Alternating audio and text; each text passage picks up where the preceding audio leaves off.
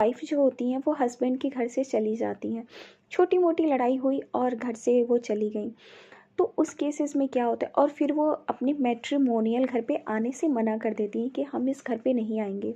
ऐसा होता है हमारी सोसाइटी में। वो मैं वैसे बातों में नहीं बोल रही हूँ कि हाँ वो छोटी मोटी लड़ाई में, बट एक सीरियस ऐसा केस लेते हैं कि जहाँ पे किसी वाइफ ने अपने हस्बैंड का घर छोड़ दिया, मैट्रिमोनियल हाउस छोड़ दिया। उसके बाद हस्बैंड ने बहुत बार ट्राई भी किया कि आप घर पे आ जाओ, सेटल करने का ट्राई किया, बट वाइफ नहीं आ रही है। तो उस केस में क्या होता है, क्योंकि हमारा जो हिंदू मैरिज है, क्योंकि मैं यहाँ पे हिंदू मैरिज की ही बात करूँगी, हिंदू मैरिज एक्ट की। तो हमारा जो हिंदू मैरिज का जो फाउंडेशन होता है, हम यहाँ पे यूनाइट का बात करते हैं, यूनियन की बात करते हैं, क्योंकि हमारे शास्त्रीय लॉ में जो मैरिज होता है उसे हम क्या रिकॉग्नाइज करते हैं, there is a spiritual union between two soul. क्योंकि हम मानते हैं कि दो सोल का स्पिरिचुअल यूनियन होता है, ये हमारे शास्त्रों में बोला गया है। तो इसी को देखते हुए हम हिंदू मैरिज एक्ट हमने बनाया, हमने डाइवोर्स के ग्राउंड दिए। क्योंकि ऐसे अगर ट्रेडिशनली देखा जाए तो हमारे हिंदू मैरिज होने के बाद पॉसिबल ही नहीं था कि लोग एक दूसरे से सेपरेट होते थे। जैसे कि आपको पता होगा, अपनी मम्मियों की कहानी सुनी होंगी, मम्मी लोगों की, अपनी दादी परदादी कि पति परमेश्वर होते हैं, ऐसे वर्ड्स अभी भी सुनने को मिलता है। तो आपको क्या लगता है कि जब हम हिंदू मैरिज एक्ट में जब हम लोगों ने डाइवोर्स का ग्राउंड बनाया, तो जो भी कमिटी बनती है वो हमारी सोसाइटी को देखकर बनती है। तो इसलिए हम लोगों ने ऑल दो, क्योंकि वक्त के साथ साथ चेंज होती चली गई सोसाइटी में बहुत सारी चीज़ें, तो हम लोगों ने डाइवोर्स के ग्राउंड दे दिए कि हाँ डाइवोर्स आप ले सकते हैं, अलग हो सकते हैं। बट कोर्ट कहीं ना कहीं पहले ट्राई करती है कि दोनों हस्बैंड वाइफ साथ में रहें। तो आपको पता हो कि रेस्टिट्यूशन ऑफ कॉन्जुगल राइट का भी एक हमारे इंडिया में, और इंडिया में स्पेशली हिंदू मैरिज एक्ट में ये ग्राउंड है। बाकी जुडिशल सेपरेशन का भी एक ग्राउंड है। तो रेस्टिट्यूशन ऑफ कॉन्जुगल राइट के बारे में बात करती हूँ कि अगर हस्बैंड या वाइफ दोनों में से कोई भी अगर अपनी अपनी जो भी मैट्रिमोनियल हाउस में दोनों रहते हैं साथ में, और अगर उसमें से अगर वाइफ बाहर निकल जाती है, वाइफ घर से चली जाती है, तो हस्बैंड क्या करते हैं, उनके लिए कोर्ट के पास फाइल कर सकते हैं under section 9 of Hindu marriage act, restitution of conjugal right, कि हम इस साथ में लाने के लिए, मैं एक लेमन लैंग्वेज में बोलूँ तो इसको यही बोला जाता है कि आप इस मैट्रिमोनियल को, आप उस मैट्रिमोनियल जो आपकी ऑब्लिगेशंस है उसे आप कंटिन्यू करना चाहते हो, अपने मैरिज को कंटिन्यू करना चाहते हो, तो कोर्ट यहाँ पे ग्रांट कर देती है रेस्टिट्यूशन ऑफ कॉन्जुगल राइट। तो ऐसा एक केस आया सुप्रीम कोर्ट के पास, से पहले मैं आपको बताती हूँ, बबीता वर्सेस मुन्ना लाल, ये दिल्ली हाई कोर्ट की जजमेंट है।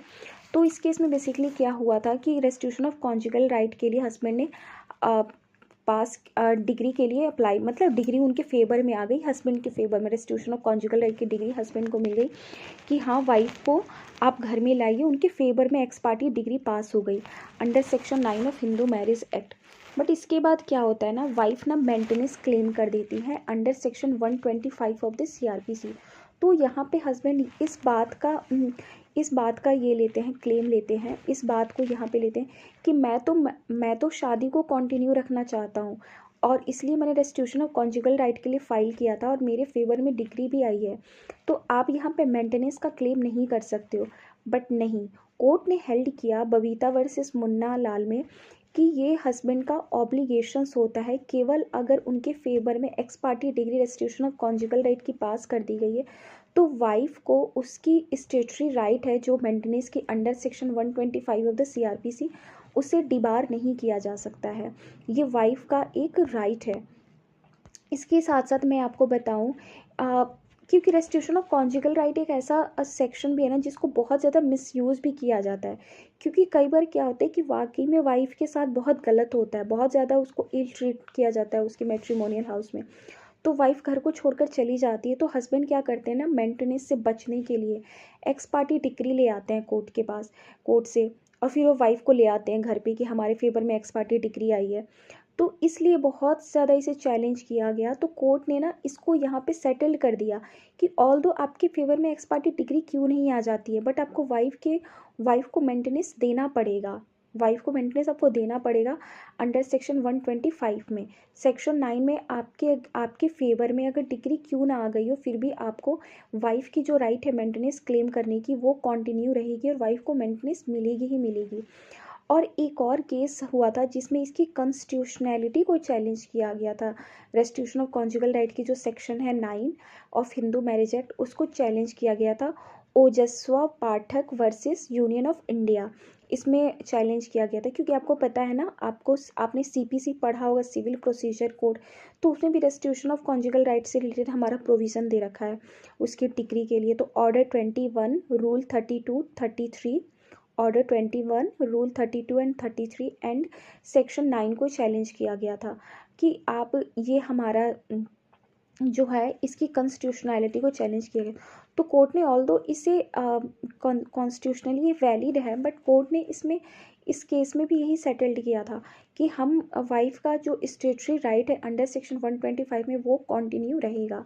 तो आपके पास जब भी ऐसे केस आए ना, क्योंकि Babita versus Munna Lal Delhi high court का जजमेंट बहुत ज़्यादा उस टाइम न्यूज़ में रहा, क्योंकि दिल्ली हाई कोर्ट की जब जजमेंट आती है तो न्यूज़ में रहती ही रहती है।